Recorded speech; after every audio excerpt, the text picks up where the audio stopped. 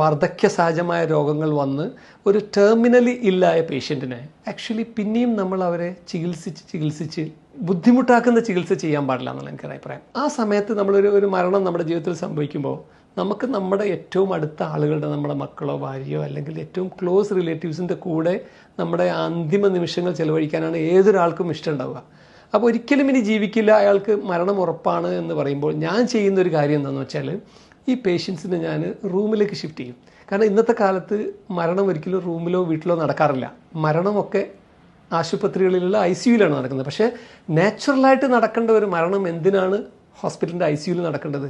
അത് എപ്പോഴും എല്ലാവരും അക്സെപ്റ്റ് ചെയ്ത് അതിന് ആക്ച്വലി ഞാൻ പേഷ്യൻസിൻ്റെ ബൈസ്റ്റാൻഡേഴ്സിനെ പറഞ്ഞ് മനസ്സിലാക്കുകയും ചെയ്യും. ഇപ്പോൾ വളരെ ബാഡായിട്ടുള്ള കേസ് ആ പേഷ്യൻറ്റിനെ ICUവിലേക്ക് ഷിഫ്റ്റ് ചെയ്ത് അവിടെ നിന്ന് മറ്റുള്ളവരില്ലാതെ ഈ നഴ്സസിൻ്റെയും മറ്റ് മെഡിക്കൽ പ്രൊഫഷണൽസിൻ്റെ നടുവിലിരുന്ന് മരിക്കുന്നതിനേക്കാളും ആ ഒരു ആത്മാവിന് ഒരു പക്ഷേ നന്നാവുക സ്വന്തം റിലേറ്റീവ്സിൻ്റെ കൂടെ നിന്ന് സമാധാനത്തോടുള്ള വേണം. അതാണ് എനിക്കൊരു ഇമ്പോർട്ടൻ്റ് ആയിട്ടുള്ള ഈ ഒരു മെഡിക്കൽ പ്രൊഫഷനിൽ ഡോക്ടേഴ്സിന് മാത്രമല്ല ഈ രോഗികളോടും രോഗികളുടെ റിലേറ്റീവ്സിനോടും പറയാനുള്ളത്. ചില സമയം വരും മെഡിക്കൽ പ്രൊഫഷൻസിന് ഇനി ചെയ്യാൻ പറ്റാത്ത ഒരു നിമിഷം വരുമല്ലോ. ആ നിമിഷം വരുമ്പോൾ നമ്മൾ പിന്നെ ഒരു എൻഡ് ഓഫ് ലൈഫ് കെയർ എന്നാണ് അതിന് പറയുക. അത് എത്ര നന്നാക്കി കൊടുക്കാൻ പറ്റണം എന്നുള്ളത് കൂടി ഡോക്ടേഴ്സും ഇന്നത്തെ ഹെൽത്ത് കെയർ സിസ്റ്റമും അതേപോലെ രോഗികളുടെ റിലേറ്റീവ്സും ചിന്തിക്കേണ്ടതുണ്ട് എന്നൊരു മെസ്സേജ് എനിക്ക് പബ്ലിക്കിനോട് പറയാനുണ്ട്.